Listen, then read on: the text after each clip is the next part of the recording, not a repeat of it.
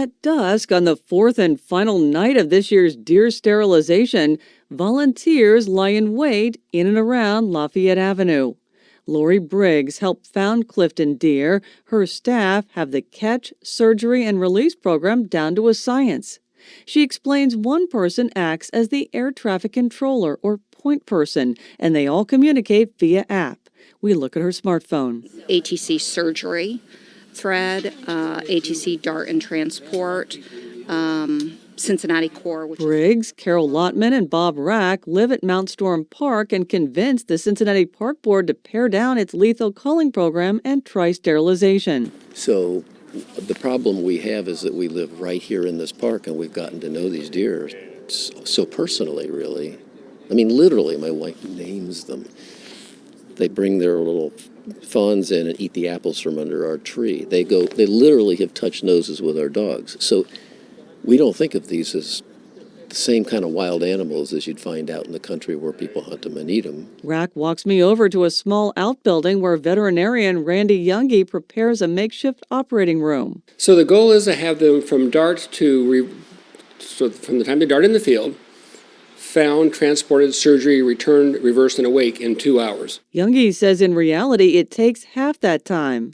He's been working with White Buffalo Inc., the brains of the operation, in other cities to sterilize up to 95% of does in certain areas. The first year of the Clifton pilot project cost $40,000, all privately raised. Obviously, culling animals, killing them, hunting them is cheaper and more permanent, but this is a humane and acceptable, or I should say more acceptable to many people, method of controlling the deer. So we don't want to eliminate them, we just want to keep them from overpopulating. White Buffalo has also sterilized deer in Maryland, New York, Virginia, and Missouri.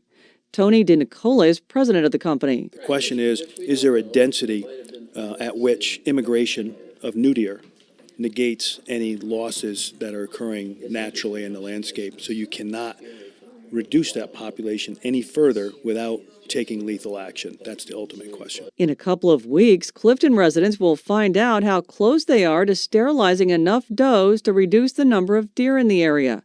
The first year they caught and released 41 does. This year it was 10.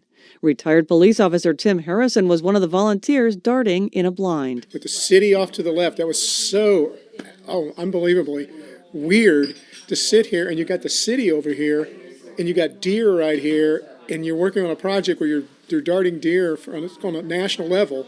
It was just surrealistic. The range of volunteers is amazing, according to Bob Rack. What's really kind of heartwarming is we have hunters, some of the bow hunters from the city parks program volunteered last year, and so you see these guys that have been out year after year, killing them, dressing them in the field, dragging the carcass back to the truck, taking it off, butchering it, putting it in the freezer.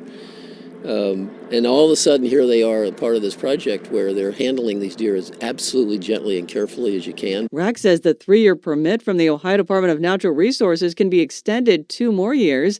If the sterilization works, it may be expanded to other areas if it is sustainable. Can you develop a local capability to capture and sterilize deer on an ongoing basis that's mostly volunteer and affordable, that it makes sense? I mean, this has got to be practical. Hanging out the final night was a resident of Ann Arbor, Michigan. That's where White Buffalo was this weekend, starting a sterilization program there.